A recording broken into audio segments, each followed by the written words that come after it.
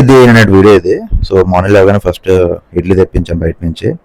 ఒక 4 ఇడ్లీలు, కొబ్బరి చట్నీ, దాంతోపాటు బొంబాయి చట్నీ.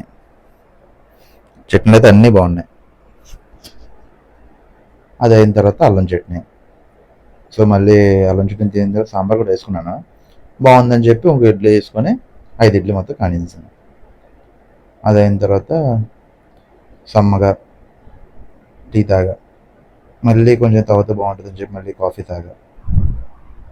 అది అయిపోయిన తర్వాత లంచ్ వచ్చేసరికి లంచ్ ముందు మాత్రం బజ్జీ తాగాను. లంచ్కి వచ్చేసరికి మాత్రం నాటుకోడి ఫ్రై ఇంట్లో చేసింది, రసం.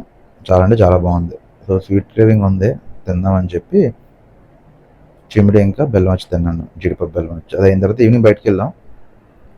ఒక సమోసా, లెమన్ టీ రుషికొండలో తాగమాట, చిన్నపట్నం ఫిల్టర్ కాఫీ. ఈవినింగ్ రాగానే ఇన్ అవర్స్ నుంచి పొల తెప్పించాం, అస్సలు బాగాలేదు.